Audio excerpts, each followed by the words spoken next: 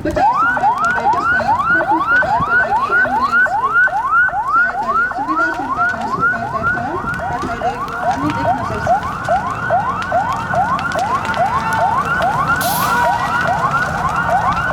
आगलागी नियन्त्रण गर्ने स्थानीय स्रोत साधनको प्रयोग गर्दा गर्दै आगो नियन्त्रणमा लिन आगोको स्वरूप ठुलो हुँदै गएपछि आगलागी नियन्त्रणका लागि थप मद्दत टोली र दमकललाई खबर गरिएको छ। यति बेला हामीले थप मद्दत टोली र दमकल आइरहेको देखिरहेका छौँ। थप मद्दत टोली र दमकलसहित आएको फायर फाइटिङ टोलीले होस ड्रिलको प्रयोग गरी आगो नियन्त्रण गर्ने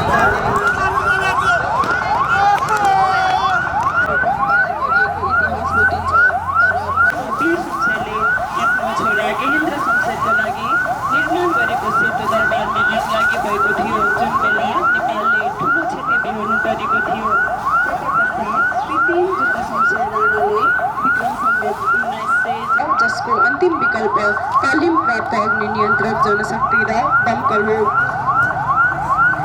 दमकल र अग्नि नियन्त्रक दक्ष जनशक्तिले आगो पूर्ण रूपमा नियन्त्रणमा लिइसके पश्चात साल्भेज टोलीले सर्चको कारबाही गरी सम्पूर्ण सामग्रीहरू स्थानीय प्रशासनलाई जिम्मा लगाई आगलागी नियन्त्रणमा परिचालन भएका सम्पूर्ण टोली फिर्ता भएको हामी देख्न सक्दछौँ।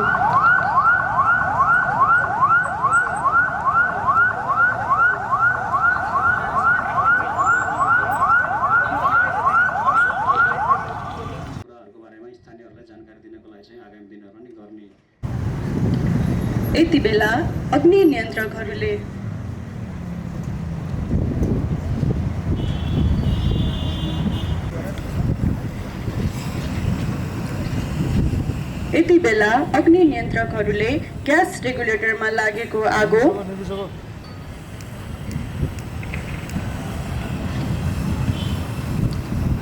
औलाको सहायताले नियन्त्रण गरिरहेका छन्।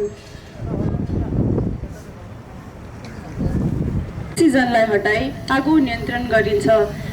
हाम्रो भान्सामा आग लागि भएको अवस्थामा भान्सामा नै हुने बाल्टिनहरूको प्रयोगबाट आगोमा अक्सिजनको मात्रा हटाएर आगो नियन्त्रण गर्न सक्दछौँ। यति बेला अग्नि नियन्त्रकहरूले ग्यास रेगुलेटर यति बेला ज्वलनशील तरल पदार्थ पेट्रोलमा लागेको आगो पानीको सहायताले निभाउने कोसिस गर्दैछन्।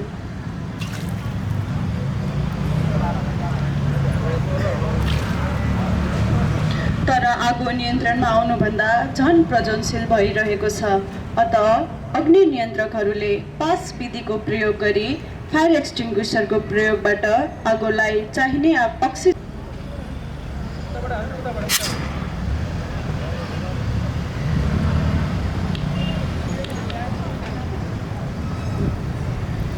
आगो लागेमा र सो अवस्थामा सहयोग गर्ने कोही नभएमा नआत्तिकन आफ्नो शरीरमा लागेको आगोलाई जमिनमा स्टप, ड्रप एन्ड रोल गरी निभाउन सकिन्छ। शरीरमा आगो लागेको कारण अतालिएका छन् भने उक्त स्थानमा खटिएका सुरक्षाकर्मीले ब्ल्याङ्केटको प्रयोग गरी उक्त व्यक्तिको शरीरमा लागेको आगो निभाएर सम्भावित ठुलो मानवीय दुर्घटनाबाट जोगाएका छन्।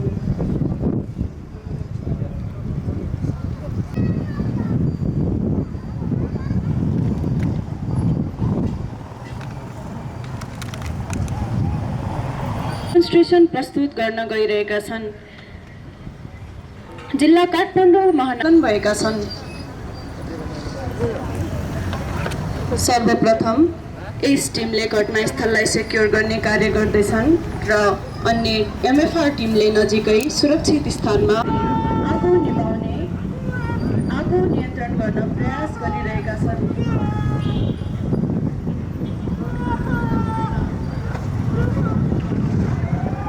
यसका साथै साल्भेज टोलीले आगलागीमा परेका घाइतेहरूलाई ब्रिदिङ एपारेटस सहित धुवा धुलो भएको स्थानबाट छन्।